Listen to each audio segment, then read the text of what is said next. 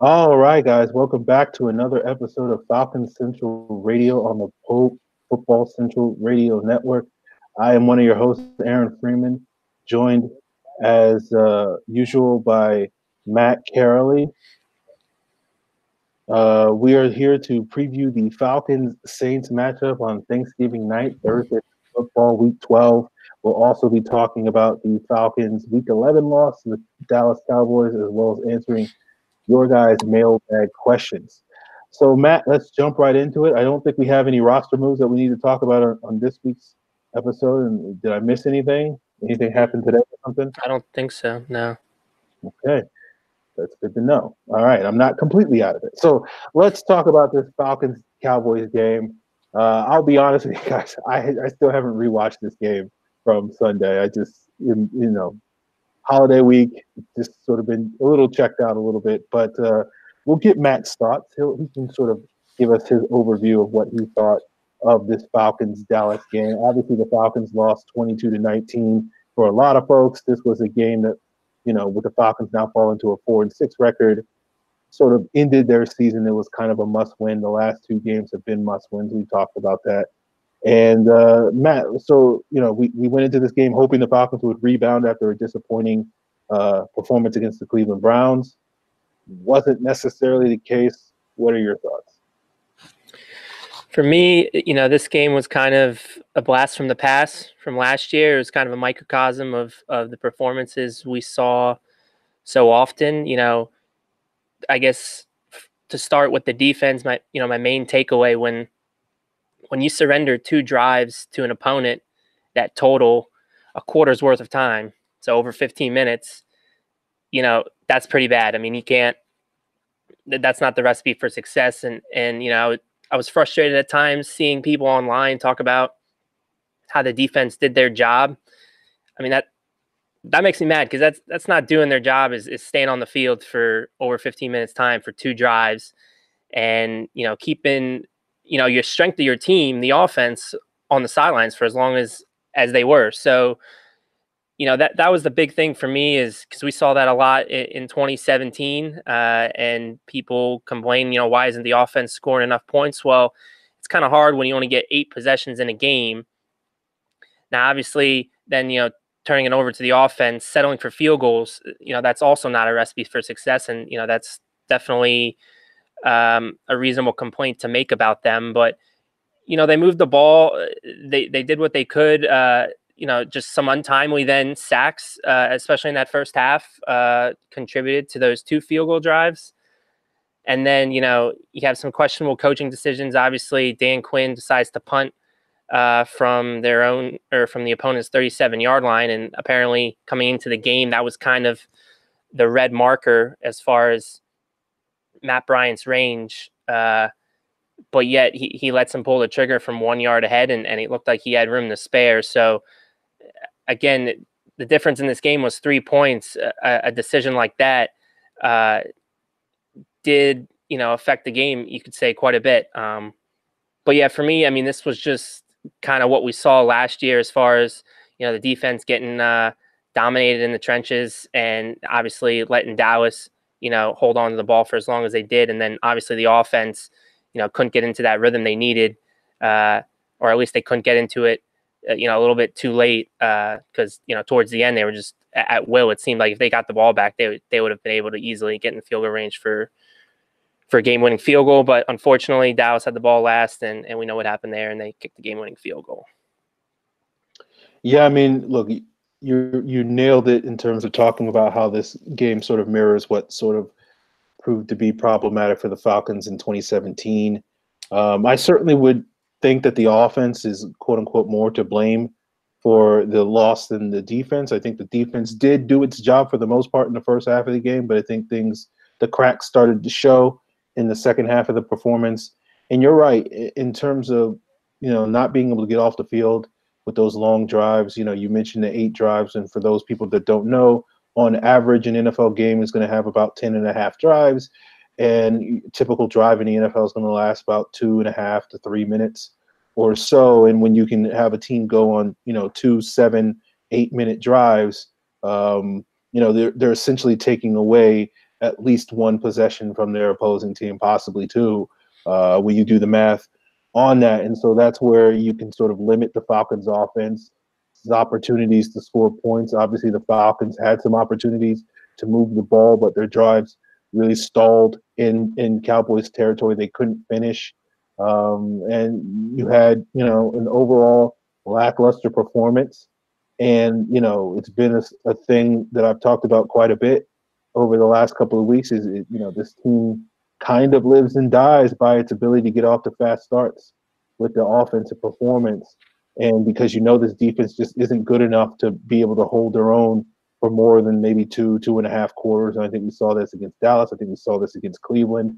Both teams were able to run the ball very effectively. Both teams were able to get the ball into the hands of their running back in the passing game. And the Falcons really had no answer for that. We saw a similar dynamic against the Saints in week 3. That's going to have potential impact on Thursday's game, which we'll talk about in a minute. But it was just a disappointing performance. I think the offense inability to get off to that fast start at home, coming off of a lackluster performance, the offensive line having some issues, which hadn't been as big an issue the last couple of games. I don't think it was necessarily as glaring an issue against Dallas as it was earlier in the season, but it's certainly the Cowboys and DeMarcus Lawrence in particular were able to get effective pressure at some critical downs like third downs and whatnot to force the Falcons to have to punt or to settle for field goals and whatnot. So an all-around poor performance from the Falcons and not necessarily what you wanted to see as far as a rebound performance coming off of a very disappointing loss to the Browns. Yeah, I mean, just to kind of rattle off some numbers from Football Outsiders here as far as, what the Falcons offense has done this year and why limiting the amount of possessions they have, like has been the case the last couple of weeks, is so detrimental to this team. I mean, they're 4th in yards per drive with 41, which the first place team is the Saints at 44 yards per drive. They're 5th in points per drive at 2.64. Turnovers per drive, obviously they've taken care of the ball. They're top 5 in both of those stats. And then, drive success rate, which basically measures whether the percentage of downs that result in a first down or touchdown. They're at 76%, which is 4th. So, I mean, when you limit an offense like that, one, I do think it does take them out of a rhythm. If you're keeping them cold on the sidelines, I mean, that's a real thing. But then, two, again, you're taking away basically 80 yards of potential offense they can have. You're taking away potentially 5-6 points in a game. So, we've seen now the last 2 weeks, because the Browns in that first half of the Browns game, they did a great job controlling the time of possession. It wasn't until the second half where Atlanta had to play catch up where they kind of, took over as far as the time of possession advantage goes. And then obviously Dallas kind of controlled it for the better part of the entire game. That's for the last couple of years, that's been the blueprint on how you slow down this team, and teams are going to continue to go to that because it has great success. So again, it's so important that this defense, again, I don't want to put all the burden on them because sure, the Falcons offense, the execution issues. I mean, there's plays, in that first drive where, again, Julio Jones, what would have happened in this game if Julio Jones comes down with that prayer from Matt Ryan where he adjusts the ball and he's open and just drops it. I mean, but the defense has to make a stand. I mean, they're the worst defense in the league according to the NFL Matchup Twitter account on getting off the field. So again, that needs to change. That needs to change fast. And I don't know if you can place all the blame on that on the back end injuries. I mean, some of it a little bit, but the guys up front are the guys up front, and those are the guys that this front office has entrusted. And it's looking like they made a poor decision with some of the personnel decisions, you could say.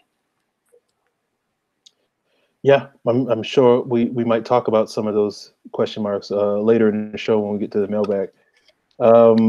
Let's answer a question from Evan Birchfield, who asks this every week in terms of who is the brother of the week from this Falcons-Cowboys game. And for those of you that haven't been tuning in regularly, this is the player who did the most for the team but won't necessarily get the headlines, whether that's from the media or the fans alike. So Who is that for you, Matt?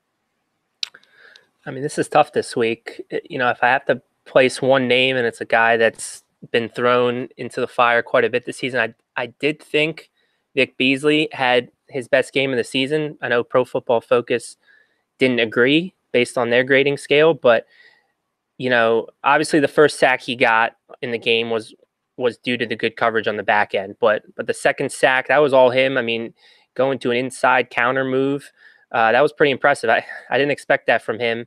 And then also, early on in the game, I thought he was active. I thought he did do a good job defending that zone read and being, providing some good run support. He did have a slip up on Dak's touchdown run at the goal line, crashing down pretty hard. But I thought all in all, based on, his season and not expecting a whole lot from him to get what we did get from him, I thought it was pretty good, and it'll probably go, forgotten because of the end result. But, again, it was tough to pick someone, but I thought Vic Beasley did have a pretty decent game.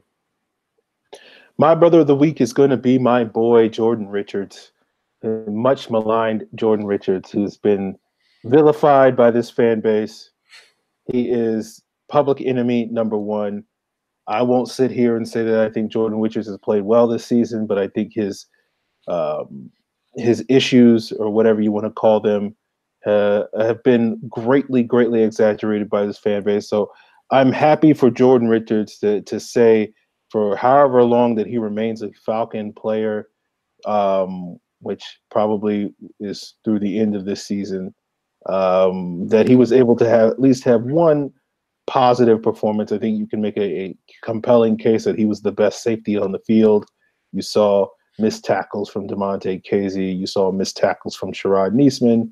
And Richards, I think, doesn't get the love that I won't say he deserves, but certainly probably doesn't get as much love as I think he should.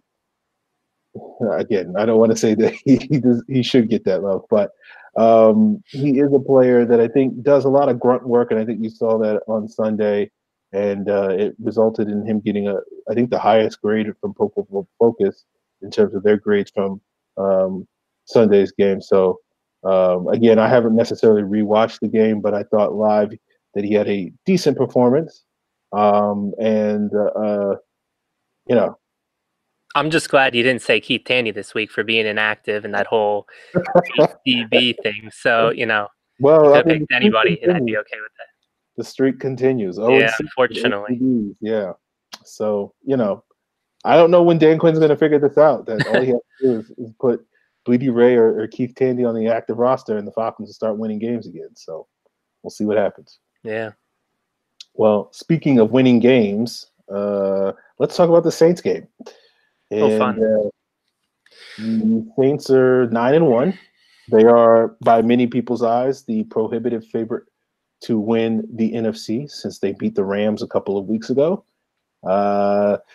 This is a very different Saints team in terms of what the Falcons are facing in comparison to what they were facing earlier in the season, at least in some avenues. You have a team, their offense was good then, but it's been even better since.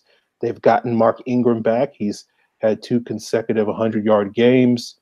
You've seen them sort of have some injuries at the wide receiver position, but Michael Thomas's production has continued to, explode on the scene.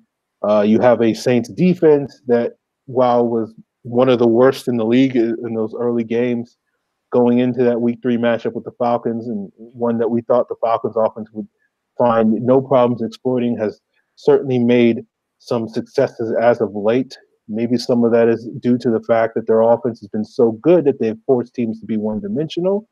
Certainly Falcon fans can remember a time when their team was in a similar sort of pattern. And we'll have to see if the Falcons can find a way to find success against the Saints team. What is interesting is that the Saints are favored heavily in this game, 13.5-point favorites last I checked. And, yeah, man, this is at least Las Vegas does not think the Falcons have much of a chance, because that is a massive, massive spread. I don't think I've ever been witness to a Falcon game since I started paying attention to spreads in the last 10 years where the Falcons have been this big an underdog heading into a game. So, we'll see if the Falcons can sort of, win some respect. But based off of the last 2 weeks, they've been a little bit of a letdown. So, Matt, I'm curious sort of what are the things that you're going to be watching on and keying on in Thursday night's action? Yeah, I guess, their defense has come into its own recently. I mean, they added, Eli Apple from the Giants, who we know from that earlier Monday Night Football matchup. Yeah, I mean, they've been impressive. You got to give them their due. Unfortunately, we don't always like to do that as Falcons fans.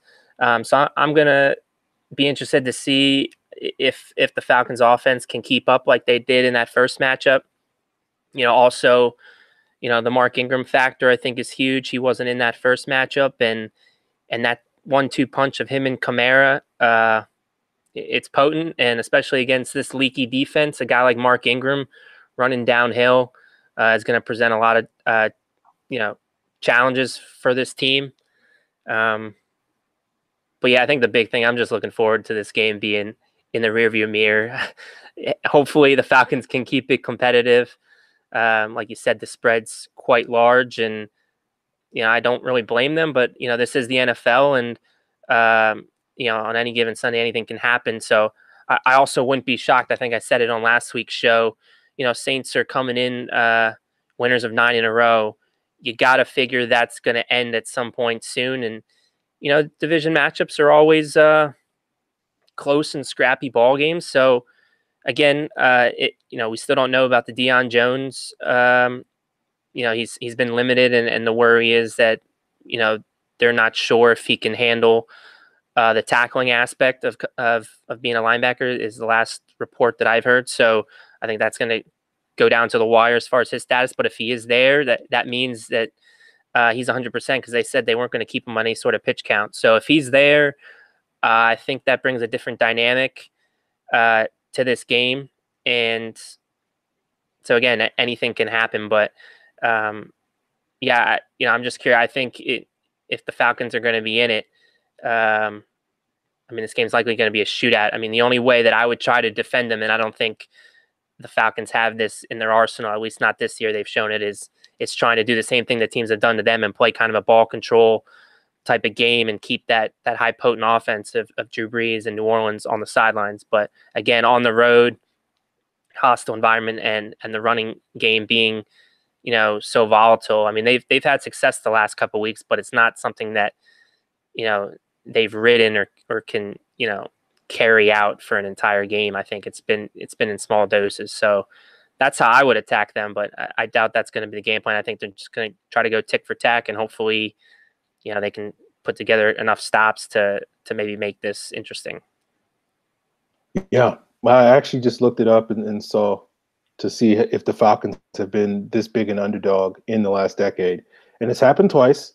It happened against the Packers in 2014. They were 13.5-point underdogs. And it happened in 2013 against the 49ers when they were 14.5-point underdogs. But other than that, it's been a very, very rare occurrence. You had to go back to 2007 against the Colts, where they were 14-point underdogs prior to that. So rarely have the Falcons been in this situation where at least Las Vegas. So that was that Monday Night Football game against Green Bay, correct? When Julio Jones kind of went off. Yeah, I mean, I think that's kind of, if they are going to make this interesting, that type of game where Julio just goes off and Matt just goes off, that's kind of their only fighting chance, in my opinion. I don't think there's anything else, unless, again, Drew Brees is throwing one interception this year, unless they get some crazy turnover luck in their favor. Maybe that does it too. But I think that Monday Night Football game against the Packers several years ago, I think that's the only way that they make this game close. Yeah. And what's funny about that Monday night game is, you're right, Julio Jones did go off in that game. The Falcons got down like 31-7 at halftime. Yeah.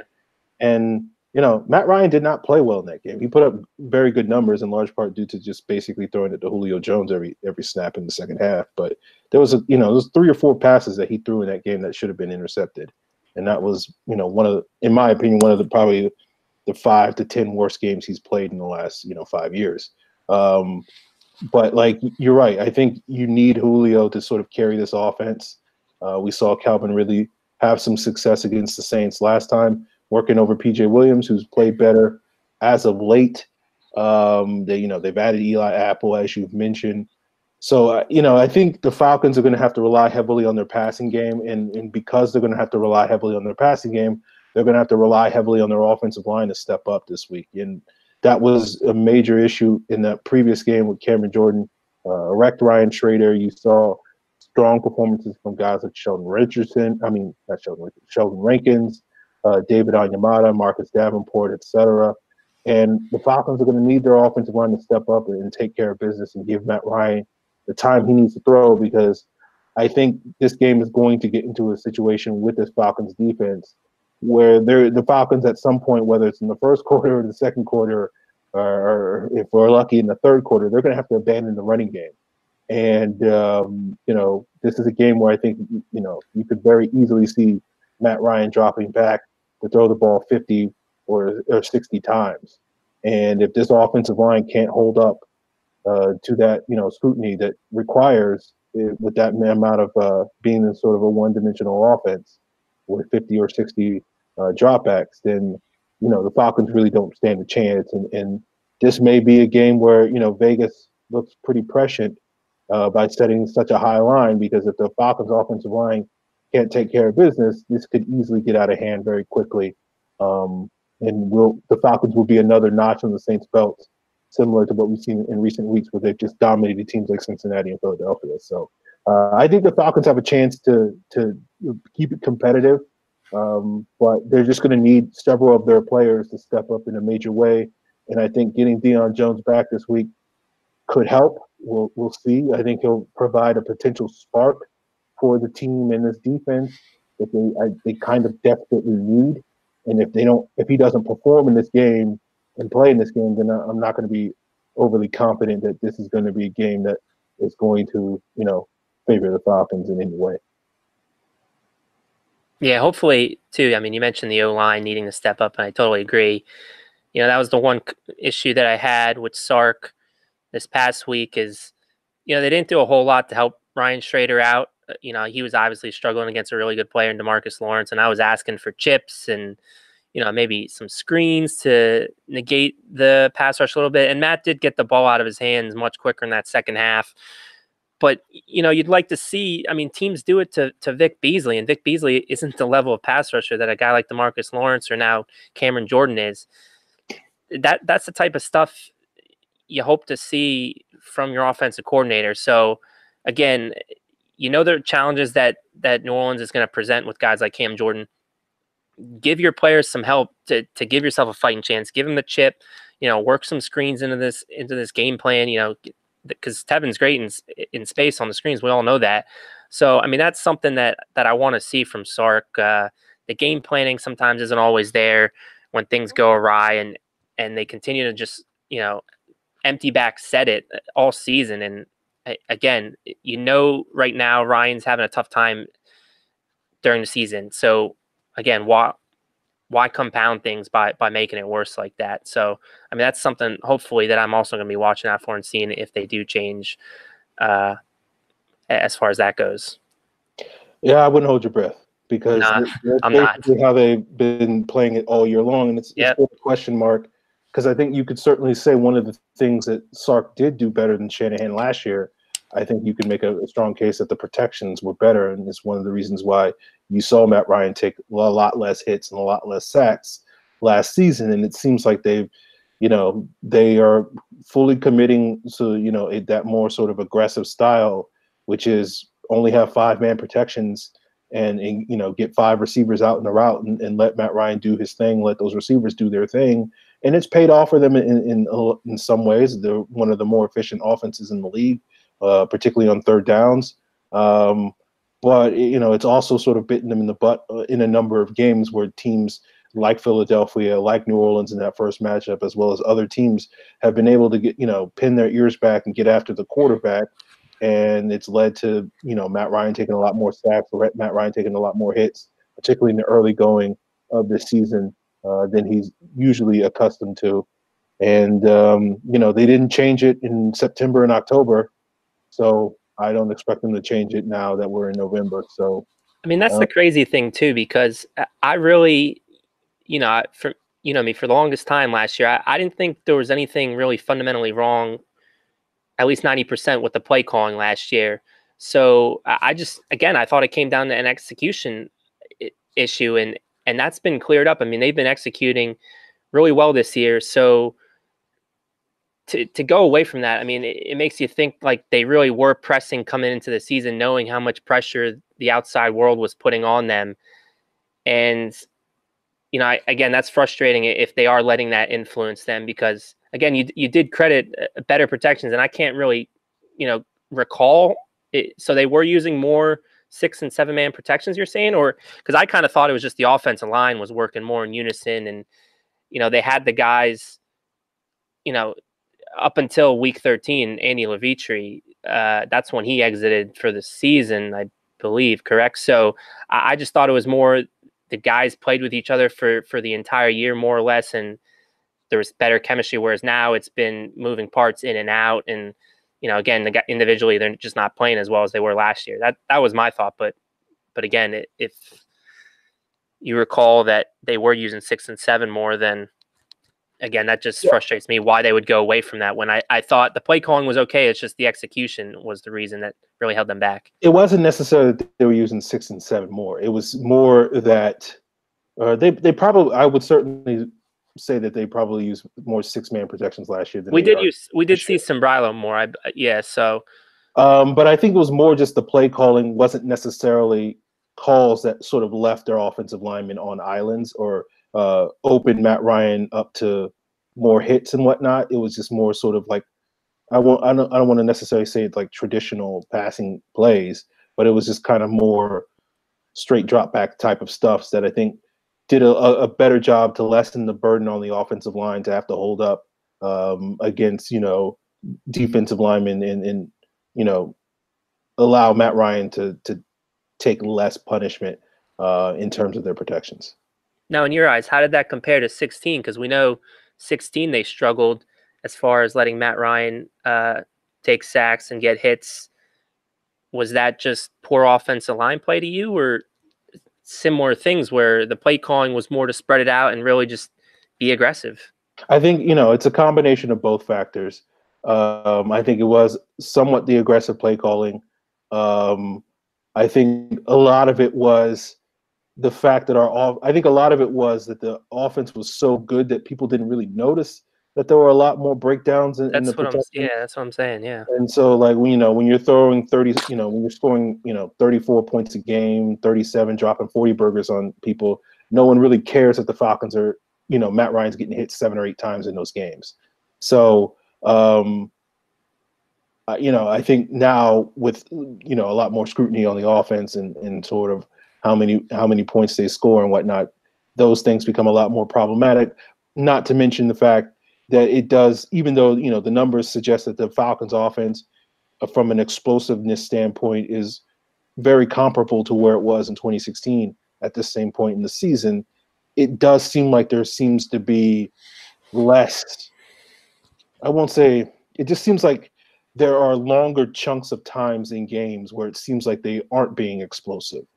Like it seems like when they are explosive, it and again, I don't necessarily know if data backs it up, but it seems like it comes in bunches, right, as opposed, and then you'll go like 2 quarters where the Falcons get 0 explosive plays. While at least the perception in 2016, again, I don't know if the data actually backs this up, but it seemed like it was just a more steady presence of like every other drive that you were going to get a Falcons explosive play that seemingly was going to set up a score, and it doesn't seem like that's the case now this year. Right. So, I mean, we'll see what the Falcons do. Obviously, we haven't talked too much about the Falcons defense. I think we both are kind of expecting the Saints to somewhat have their way with the Falcons defense. It's just a matter of, can they get that sort of crunch time turnover that sack strip that, I don't Yeah. know, Grady Jarrett or Tack McKinley, something, Deion Jones getting that pick six or whatever it is that sort of is the difference between winning and losing, or at least stopping the Saints to give the offense another opportunity to potentially tie it up or win it or something like that. But And I wouldn't necessarily hold your breath. Yeah, I mean, the one point I do want to add maybe about what I'd like to see from the defense, and again, not holding my breath on this either because, we haven't really seen it all year as far as a team's number one wide receiver. But that first matchup, Thomas just gashed them, and Kamara was that was their offense, Thomas and Kamara. I'd really just like to see Dan Quinn I know he's not having a great season by his standard, but I'd like to see them at least just try this, just to say, all right, we've tried our best hand. It is what it is. I'd want them to put Trufant on Thomas and see if he can just shadow him and try to take him away and make guys like Tre'Quan Smith and obviously Kamara is going to get his just out of the backfield and Ingram, but Thomas is their lethal weapon, and Trufant's supposed to be here and he's paid here to be that eliminator. So I'd like to see it at this point. You're 4-6. Why not throw out all the stops? Again, not holding my breath on it, but that is something that maybe Dan Quinn will finally turn to. And, again, that's really, they don't have a great shot in this ball game, as I've said, but why not try everything in the bag and just see if you can contain them somewhat? And that would be one thing I'd try. So we'll see. But again. Yeah, I think, we're at a point where we just kind of have to accept that Thomas is going to get his. And I think the key sort of is stopping the other players from getting theirs, which is obviously easier said than done. And, it's about stopping Kamara, Ingram, Ben Watson, for whatever reason, tends to come alive against the Falcons, Tre'Quan Smith and whatnot. And, obviously, it seems on paper, at least, it would be easier to slow down one guy versus four guys. But it's kind of, I think at this point for the Falcons, Michael Thomas, until, maybe Isaiah Oliver's ready to go, which I don't think is currently the case, is just going to have to be sort of treated in the same manner that Julio Jones is treated by most other teams, which is he's going to get his. We know he's going to get his. We hope that we can contain him as much as we can. And maybe that does include having Trufant shadow him. Because you saw what Byron Jones was able to do. I mean, the reason Julio had success in this game last week was, they moved him around quite a bit and got him on Chidobe Awuzie, and all of his success came against Awuzie. When he was against Jones, he allowed one catch, and that was about it. So, Desmond Trufant's supposed to be that same type of player. Again, you can't. They're going to move Thomas around as well, but that's why you can have a shadow role. And I just think you got to try that. You have a guy like that.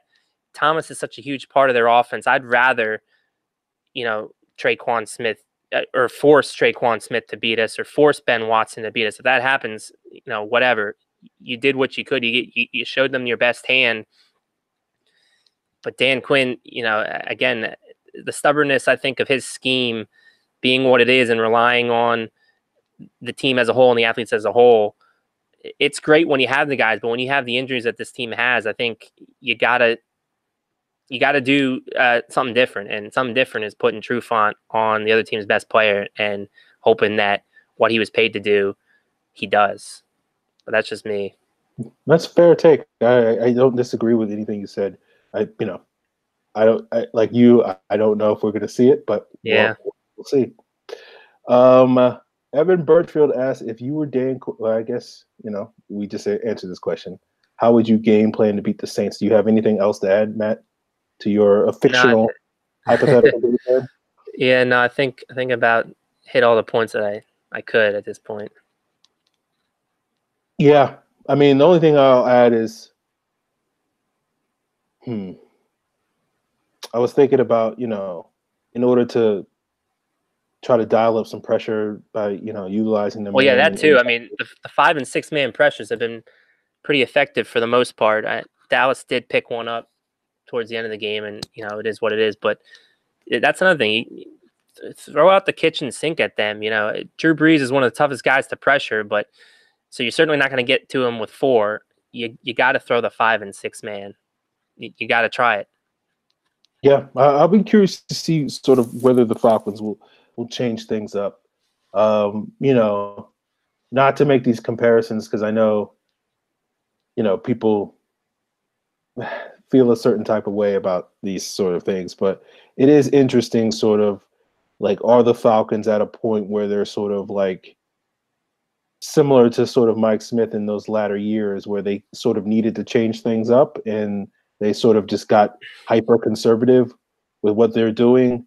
And you wonder if the Falcons in 2018 have reached a similar point, particularly in this particular matchup against a Saints team where you just kind of know if you go out there and play, your style of football, more than likely you're still going to give up, 35, 40 plus points. So we'll see. We'll see what happens. But yeah, I have no idea. Stu Bear asked, what should the over under for total points be? Total points scored be? I know Vegas is at 60.5. What did you say? 60.5? Yeah. Yeah, I would definitely take the over on that. I think New Orleans could easily hang another 40 burger here, unfortunately. And it's just a matter of, can Atlanta put up that similar number, kind of like that first matchup. So I could easily see 70 being a good over-under in this one. 37-34 it could finish. Yeah, I mean, I'm looking at the last game earlier this season was 80 points.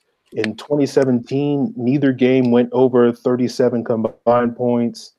In 2016, you had 70 and I'm trying to do quick math, 77 points. 2015, you had 37 and 52 points. So 60 is a good number. It does seem like there's a healthy amount of games that go over that number, and there's a healthy amount of games that go under that number. I know typically when I expect these big shootouts, they don't necessarily happen. Yeah. So I'm expecting a big shootout. So I'm going to take the over at about 60. But I feel like that's a good number, and we'll sort of see if the Falcons live up to that. Historically speaking, I tend to get these bets wrong. So if you're inclined to try to take advantage of my gambling stupidity, then maybe you might want to take the under on this one. All right, let's jump into the mailbag. We have a couple of questions from Brian at your homeboy Brian. A serious question.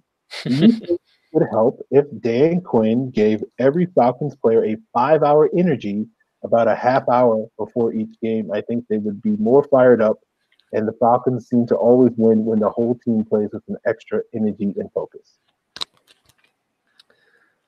I was actually pretty happy with the energy in this past game. So hopefully they just continue that trend upwards. I mean, they definitely needed it against the Cleveland one, as we all know.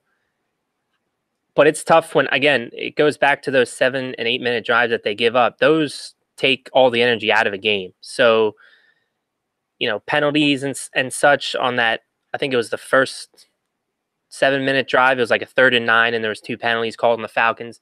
Those, they just suck all the life out of a team. So you got to just try to avoid those. You got to stay locked in, stay focused.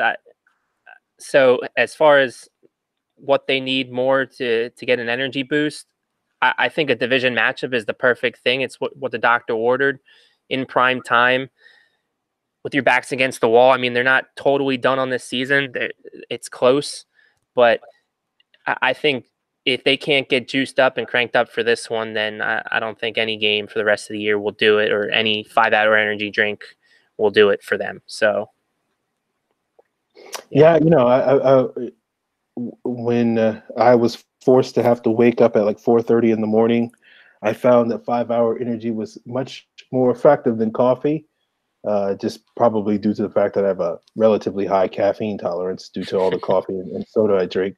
But yeah, I think 5-hour energy does give you a nice steady boost. That caffeine sort of gives you at least for me. Can't speak for everybody here, but an hour and a half, and then you sort of crash after that point. I think 5 hour energy helps sort of lower the crash because it's mostly vitamins and certain other things as opposed to just straight up caffeine. So I think it could help. Obviously, I'm a big believer that the Falcons, how they start, is going to often determine whether or not they win. And so if they can get, that extra boost in the first quarter or whatever it is, and that comes from a 5 hour energy, by all means take it. But I think Matt's right. If they can't come out in this game ready to play, what are you expect from the team the rest of the season? So. Yeah. Brian's next question is: do you think Dan Quinn should have benched Robert Alford and let Isaiah Oliver start after the Redskins game? And Digital Demon at Digital Demon 6 on Twitter asks: do we start looking to replace Alford with Oliver next season? So Brian's question is more immediate. Digital Demon's question is more long term. So I don't think, a long-term benching would have been my strategy, but I was pretty curious that Alford came back so quickly just a week after that ankle sprain. I talked about it on last week's show. The reports during the week of practice when he was ruled out is that, he could barely walk, and then to see him get back into the starting lineup the following week was a little shocking. And then we saw his play, and he was slow out of breaks and stuff against Cleveland. So I would have at least held him out one more week just for health reasons. And Oliver had a pretty decent showing against the Redskins, and he deserved more snaps. So I would have been comfortable with him in that Cleveland matchup to see what he can do, and then give Alford another week to rest that bum ankle, and maybe you would have seen a little uptick in play. As far as long term, that'll be one of the big burning questions of the roster and how they're going to go about managing it. I think, given the way Alford's contract is structured, they can have a pretty easy out this off season with him. And if they do feel comfortable, I know Dan Quinn's talked about he's seeing some growth with Oliver's technique in practice. So maybe they do feel comfortable, and maybe they think he is ready to take over that cornerback 2 role. But again, that's something we won't really know, and it's something I'm just going to continue to monitor from Oliver's progression to see if he is showing more and more. And if Alford continues to struggle, then it will become more of a question that will need to be answered. I think to answer Brian's question, I don't think the Falcons should have benched Robert Alford. I think his issues the last couple of games have been due to his injury. And, there's a difference between benching and, resting, I would say. And so I think you can make a case that maybe he should have gotten another week of rest before coming back, given how, poorly he has played in some of these recent outings. Again, I don't think he's played as bad. I think he was terrible in the Giants game, which was the game he got hurt in. I don't think he was nearly as bad as people make him out to be in either the Browns or Cowboys game. But he gave up some plays in those games, and I think a lot of it has to do with his inability to break on the ball due to the ankle or foot injury or whatever he's dealing with right now.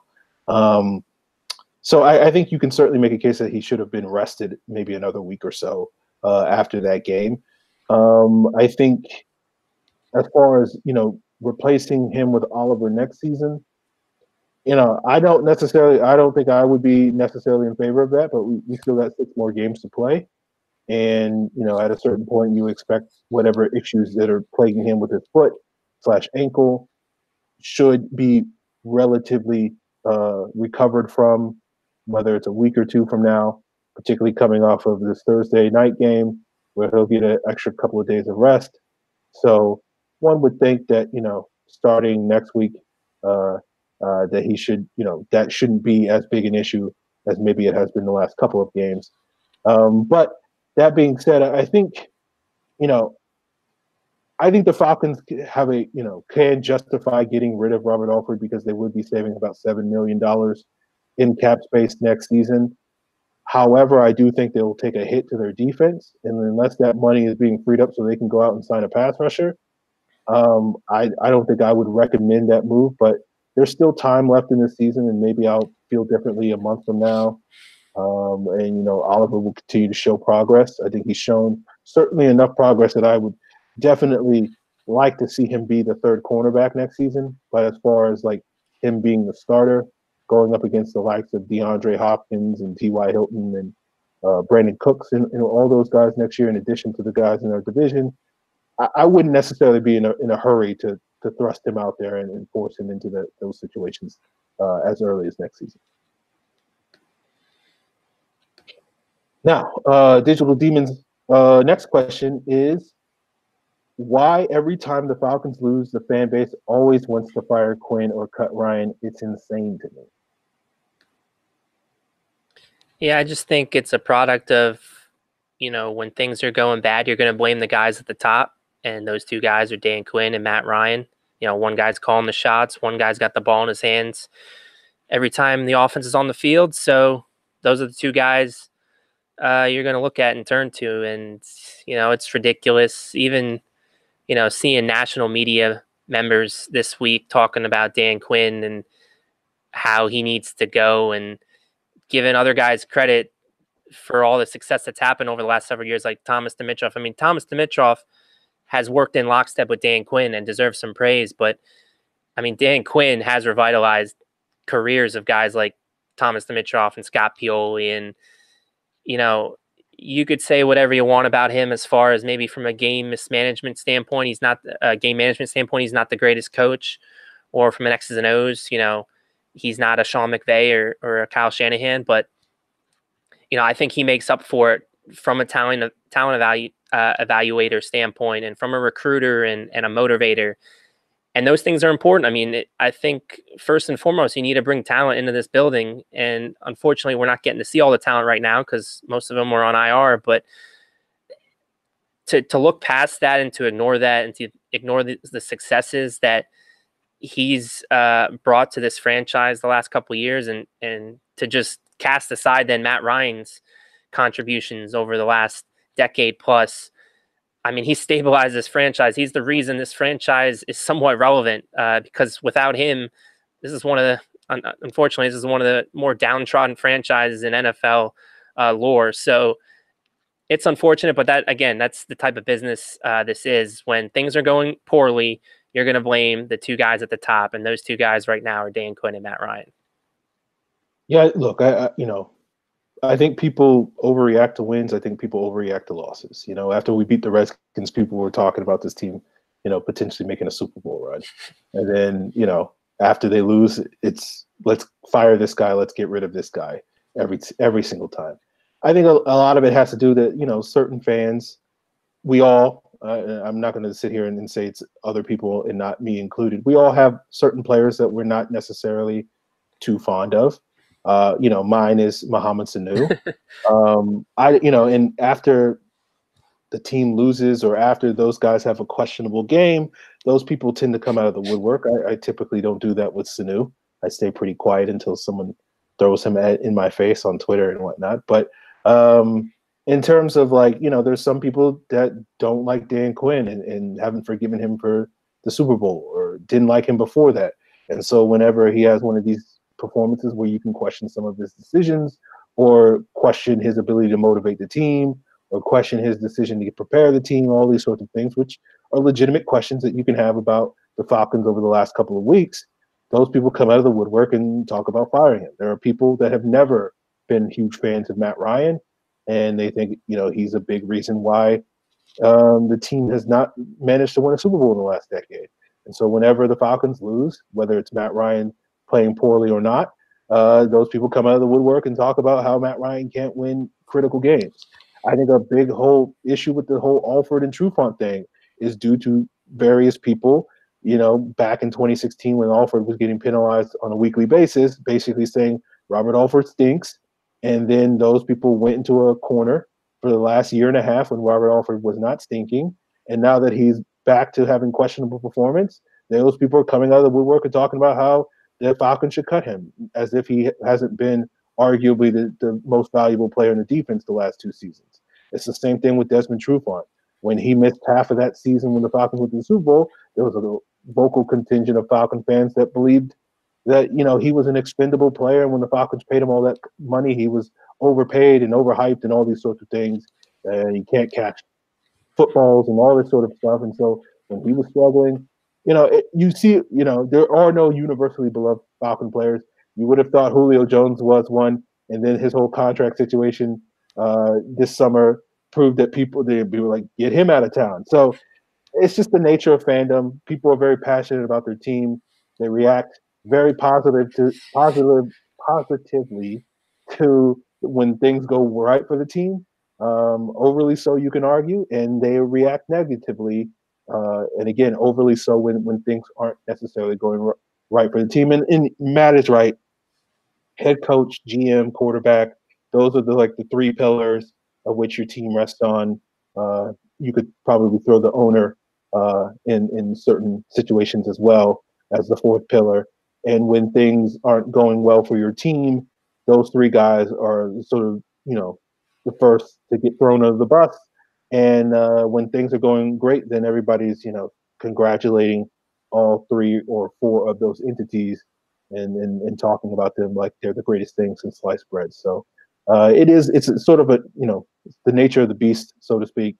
And we'll continue to see it. It's very frustrating. I get it. Digital Demon, I too grow frustrated with it. But, I'm used to it by this point. I've been seeing people trying to throw Matt Ryan under the bus for 10 years. So it doesn't bother me any more now than it did, 3-4 years ago. So it just is what it is. Evan Birchfield asked, what needs to happen for the Falcons to make the playoffs? Yeah, I think to guarantee it, you basically have to go on a run and win out. I do see a scenario where they can maybe lose one more. I mean, at that point, you're putting your fate in other teams' hands. And, lately they have gotten a lot of help, and the Falcons have just been like, no thanks, we'll pass. So, we'll see if they take that same stance going forward if they get some help. But realistically, I think they do have to just win out. This is the NFC after all, arguably the toughest conference. Although the AFC has kind of leveled the playing field a little bit this year, it seems like. But yeah, I think to be safe, 10-6 is probably going to be needed to get the job done. Yeah, I mean, I think you're right. There is probably a mathematical chance that if they go 5-1 the rest of the season, that due to some tiebreakers, they could potentially make the playoffs. But I do think at this point in time, they have to run the table. And so that starts with them beating the Saints, in a couple of nights, and then basically just running the table. Again, I think it's possible. Technically, I think it's possible. I don't think it's very likely. But I could see the Falcons, maybe losing this week and then winning their last 5 games. Just because I don't have that much respect for the rest of the teams on their schedule besides the Saints. I wouldn't necessarily say every team is clearly better than the Falcons. I think some teams certainly are playing better than the Falcons at this current juncture. But I do think I think that Green Bay game, I mean, we've talked about it. I keep going back to that one. If that game was at home, I'd feel even better. Green Bay hasn't lost at Lambeau. They pretty much won all their games at Lambeau and then lost all their games on the road. So the fact that that's a road game, I know Falcons have had some success the last 3 matchups against the Packers, but all 3 of those occurred at home. So the fact that they'd have to travel in December to Green Bay, I'd be skittish to think that could be a win. So yeah, realistically, it starts this week in New Orleans, and if they win that one, maybe they get some momentum to then they could go into Green Bay and have confidence to win that one. But you really just have to take it one game at a time, as they say, to really have a good idea of where this team's going. Yeah, I mean, look, you look at the schedule. You have this New Orleans game. You have Carolina. You have Green Bay. You have Baltimore. So in terms of teams that the Falcons should definitely beat, it's really only Tampa Bay and Arizona. Mm-hmm. So when you look at the rest of the schedule, there's two, and I wouldn't even necessarily say those are definite wins for the Falcons for how they played this season. So I think there's two games where you feel pretty confident that the Falcons should win, and then there's four games that are at this point kind of toss-ups. And again, I think at least three out of those four teams are definitely beatable. I think the Saints can be beaten. I don't know if the Falcons have played at a level where I think they are the team to do it, but we'll find out in a couple of nights. I wouldn't be shocked if the Falcons do find a way to put it together, because I do think they have the potential to do so. It's just we just haven't seen it consistently throughout the season, but we'll see. Digital Demon asked, so if we lose Thursday, is this a situation we start the hashtag put the season to bed for Ed back up, and are we just that one missing piece away? Yeah, if the Falcons lose this week, I'm going to start tweeting that a lot more than I have been this season. I mean, at that point, it's the only thing that's going to get me more excited for Falcons football is the dream of potentially getting within striking distance of a player of that caliber. So, while we did talk about in the last question that they can lose this one and still win their next five and potentially get into the playoffs, I'm going to be looking more towards the future. If depending now, if it's close and they compete well, maybe it's a different story. But so we'll have to wait to see what the result is and how the result unfolds on Thursday. But yeah, I'm going to start tweeting stuff like that out if they do lose this week. And as far as if they're an Ed Oliver away from the Super Bowl, nah, probably not. I still think we've talked before. They're about three and a half pieces of this D line that need to be upgraded and replaced. And while Ed Oliver would be a great start, the way they rotate these guys out, and again, you don't necessarily want to hinge your Super Bowl odds on a rookie either. Again, the way this roster is right now, you need to add some more edge help. Then you need to turn to the offensive line a little bit. I think, although, I still think the Falcons can roll with this type of offensive line for another season. And as long as the defense is back and healthy and you do make those necessary upgrades that I've alluded to, I don't think they need immediate upgrades on the offensive line. But again, every season you're dealt with injuries, so you need to have that depth in order to get yourself through a season like that. So no, I would say they're not just one piece away, but Ed Oliver would be a hell of a start. Yes, I personally prefer the hashtag Play Dead for Ed 2019 is what I've been using since last February.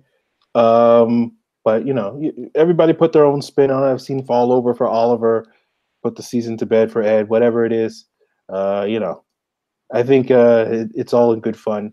I think Oliver has the potential to be a dominant defender. I don't think he alone will sort of solve their issues, but I certainly think he would do a lot to sort of move the needle in a major way over the next couple of years. Again, I don't necessarily think adding a rookie defensive tackle is suddenly going to morph the Falcons into a Super Bowl contender in 2019, but certainly I think he could do a lot to help the team, particularly the defense, in 2020 and 2021 and whatnot. If they're going to be a Super Bowl contender in 2019, I think a lot of it's going to have to depend on the offense still continue to carry this team, and whether the defense is going to start to catch up a little bit by the end of that season if we're playing that game. But yeah, man, I mean, it's going to be interesting looking at this draft class. I haven't done as much homework as probably other people have done, but it is a good D-line draft class. So I think depending on where the Falcons pick, could be as high as 8. It could be as low as like 20. I don't know. Maybe lower if you're really buying stock on their still mathematical shot of making the playoffs. So, I think right now they're slated to be the 11th overall pick. So we'll say somewhere in the top 15. I think there are going to be some talented edge rushers and D tackles that they could be had around that pick. I think there would be some talented offensive linemen that they might be able to pick up around that point too. So they'll have some options that don't require them to have to give up, premium value in terms of trading up for a guy like Ed Oliver. But I tend let me say this. I tend to be anti trading up because I believe good drafting is getting the maximum amount of at bats because drafting is such a crapshoot. And so the more swings at the plate that you get, the better you'll draft, as opposed to putting all your eggs in one basket. But at the same time, Ed Oliver is a true blue chip prospect. And again, I haven't watched Quinnen Williams to the level that I've seen from Oliver. I like Jeffrey Simmons, but I don't think he's on the same level as Oliver. But they are firing distance. If they're picking 12 and Oliver falls to 6 or something, then I can't necessarily complain about the Falcons if they try to move up to get him. So we'll have to see. Obviously, these are March and April conversations that we're having in November, but we'll just have to see how it plays out. Yeah, I mean they call those guys can't miss prospects for a reason. So again, I'm with you. I would like them to retain all 9 of their picks and rather just pick, use all of them. But if they're within striking distance from a guy like that who falls slightly due to size or whatever issues, yeah, I'm not going to complain one iota if that's what Trader Thomas ends up deciding to do. Yeah. Speaking of the draft, this also comes from Digital Demon. Do you agree or disagree with the Falcons' top 3 needs being first D end, second round D tackle, third round offensive guard as it stands right now? So it's almost as if Digital Demon was on my timeline this afternoon because this is something that I was debating with some people as far as how they need to go about this. And I think the only slight change that I'd make is I had first round being a D tackle and second round being a D end. And I kind of just think that because of, the research that I have done thus far, and I will be doing a deeper dive, coming up pretty soon and into the off season. But from what I've seen of this class, I think it's top heavy. I mean, it's deep throughout on D line, but I think it's top heavy on these D tackles. If you want to get an impact guy that is going to be a 3-down player that can affect the run and the pass, you're going to have to do that and pull that trigger in round 1. I think with the D ends, I think there's a limited number of options at the top as far as guys that, are can't miss or bordering on that can't miss line. And obviously the one name that comes to mind is Nick Bosa. He's going to be a top 3 pick at the very worst. The other guy I have right now in that role is Clelin Ferrell from Clemson. I think he's that other guy that you can feel real comfortable about early on being a 3-down guy in this league. And I'm not sure he'll be on the board when the Falcons are picking. If we're saying top 15, I think he'll be off the board at that point. So then you run into a situation where you're looking at, the Raekwon Davises of Alabama, the Rashawn Gary's of Michigan, the Jeffrey Simmonses of Mississippi State. Those are the types of guys you're looking at, impact players that can play 3 downs. And that's why I think with where Atlanta is probably picking, that's going to be the best player available on their board that fits their need.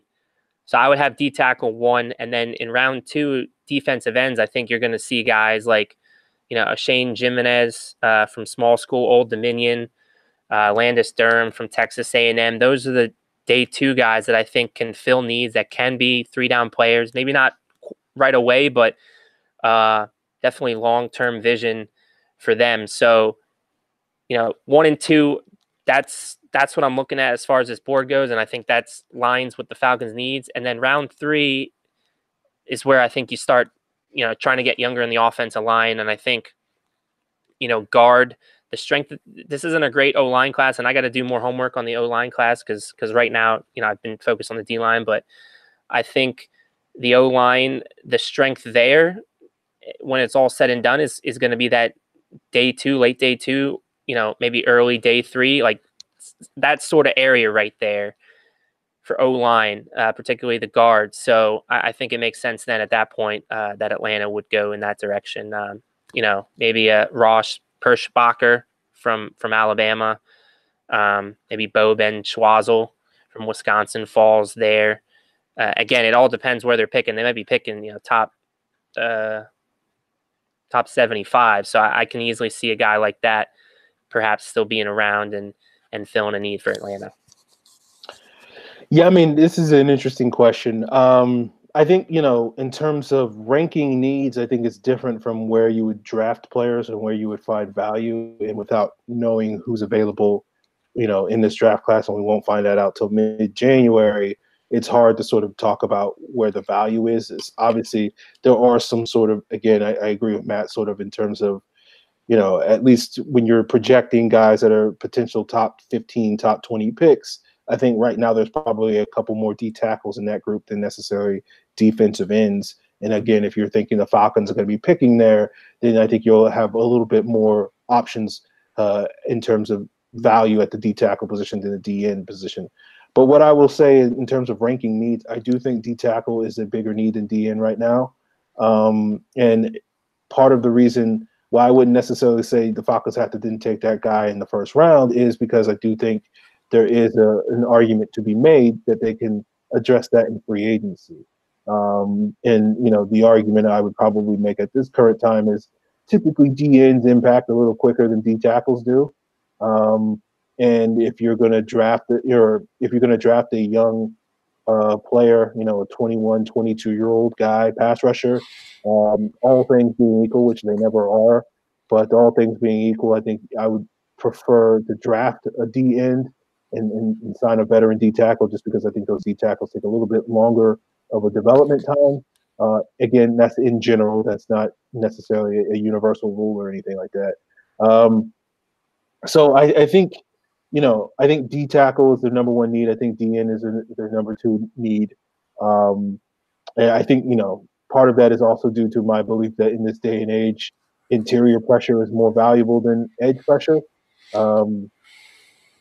But again, that's a slight difference in sort of where you value players, particularly in this division when you have guys like Drew Brees. And, that's the guy that we've been struggling to stop. And I think interior pressure is more effective against a player like Drew Brees and some of these other top tier NFC quarterbacks that we would have to beat if we're going to, potentially make a Super Bowl run in the future. But all that being said, I think, after that, I think you can certainly make a case for guard, but I do think because of the value and the premium at the position, if you're planning on a future without Ryan Trader, and whether that's in 2019 or 2020, I do think offensive tackle takes a little bit more of a precedent over the guard position, if that is the case. So I would probably rank that third and then guard fourth. I'd probably put, if I was rounding out the top five of needs, I'd probably put wide receiver at number 5 there. So I think, in terms of looking at sort of the soft projection for the draft, I'd probably go pass rusher first round, offensive tackle round 2, and then probably another pass rusher in round 3. That's probably where I would sort of. So who do you got your eye on as far as free agent defensive tackle then? I'm David Irving, Sheldon Richardson. Those guys sort of jump out. And do you realistically see them being more of a long-term fix, or is it just like a Poe type of Band-Aid for 1 year and you're putting yourself back in the same position in 2020 then? Because that's my issue with, I think for me, part of my plan with the draft order that I laid out was to also dip into this defensive end free agency class, because I think that class is probably one of the best it's been in several years. Now, a lot can change with the franchise tag on some of these players, but I do think some of them will be available. And a guy like Olivier Vernon being a cap cut for the Giants, or Brandon Graham no longer being back in Philadelphia, those two guys could potentially kind of, fall into the Falcons' lap a little bit Their value isn't as high as it once was, but they're still very capable players. And, you could potentially look at swapping out Vic's contract for one of those guys. And that's why, again, I value, getting a round 2 defensive end, someone that can sit behind, a Vernon and attack or Graham and attack. And then, in nickel situations, another reason Graham or Vernon are useful players is they can slide inside. So, again, do you think Irving and Sheldon are long-term answers, or would you be comfortable giving them longer-term deals, especially Irvin with his off-the-field stuff? Well, both of them, I guess, have that too. So, I would be comfortable with it. I do agree with you. I think there is some risk involved in that, but I think at this point in time, the Falcons are sort of in a situation where they need to be willing to bite the dust and roll the, or I'm mixing my metaphors, roll the dice, and bite the bullet. That's what I wanted to say. And take a chance on a difference maker like that on the interior. I agree with you. There are some, prominent pass rushers, edge rushers in this draft. I mean, in this free agent group. Guys like DeMarcus Lawrence, guys like Trey Flowers certainly stand out for me. Shaq Barrett, I think, could be, a decent relative bargain option if you're going for a veteran guy that can sort of, you hope that could be a cheaper deal, maybe someone like a Brandon Graham or something like that. So I get that too. I just again, it's more of a generality thing where it's like I'd rather take a D tackle that's been in the league for a couple of years and go with a young edge rusher. That combination, I like that combination more than I would like a veteran edge rusher and a young D tackle. But again, that's more of a preference thing, not necessarily like this is clearly the right answer and this other option is the wrong answer. You could easily persuade me of any combination of talented pass rushers joining the Falcons. We can maybe debate whether certain guys are in fact talented pass rushers, which I'm sure you and I will get into many of those debates come February and March and whatnot. But yeah, I mean, at this point, beggars can't be choosers. We need the help. So, yeah, if they feel that there's someone out there, whether it's a D-tack or DN, then, in Quinn I trust in that regard, as long as it helps out the pass rush. Yeah. Okay. Our last question comes from Evan Birchfield, and it is a fitting one for this week. Evan says, "Happy Thanksgiving. What will you both be eating?" So first off, Evan, happy Thanksgiving to you as well, and happy Thanksgiving to everyone watching the show. As for the Thanksgiving Day meal, I mean, it's a lot of the usual suspects. I'll have turkey, mashed potatoes. I'm a big stuffing guy, but my favorite all-time Thanksgiving side is my grandmother's macaroni and cheese. She's tried passing down the recipe to my mom and my aunt, but she's holding something out because they just don't make it like her. So once a year, I get her mac and cheese, and I have about 3 to 4 helpings of that. So I'm looking forward to that. And then, green bean casserole, cranberry sauce, like I said, usual suspects, but the mac and cheese that's the main event. That's what I'm looking forward to most. Yeah. My mom makes the, obviously I'm a little biased because I've grown up on her cooking for many, many years, for most of my life. So I like her Thanksgiving sides more so than I like my aunts and cousins and uncles and grandparents who are no longer with me at this point in time. Yeah, I mean, for me, it's like, I'm one of those weirdos that really likes turkey. I know that's like a weird take. That's a weird take. I didn't know that. Apparently, like most people just don't like turkey. They just think it's like the worst of the meats. I have people in my family that think, is that a Southern thing though? Maybe because I mean, I'm from the North, obviously, so I've never heard that. So maybe. I know a lot of people that think turkey is just the thing, and it's like, oh, you got to eat it once a year on Thanksgiving, and you put up with it, but it's like the worst of all the meats, But I mean, turkey club sandwiches might be my favorite meal. So like, that's wow. That's breaking news right there. Look, I'm not, I've just heard from a lot of people that they're just not fans of turkey, and I'm surrounded by a lot of people that don't like turkey, and I'm the Interesting. weirdo. So maybe I just grew up in the wrong part of the country because maybe other people I guess I feel think you good. did. Let us know whether Yeah. it's in the chat or tweet us or at Falcons and Matt is Matt Karoly or Well, Falcons yeah, please do, POC. because I am now curious about this. Do you guys like turkey or not? Tweet me. But yeah, like I'm trying to think what are my Is there go-to. any unusual sides that you have at your family gatherings that maybe not many people have? I think.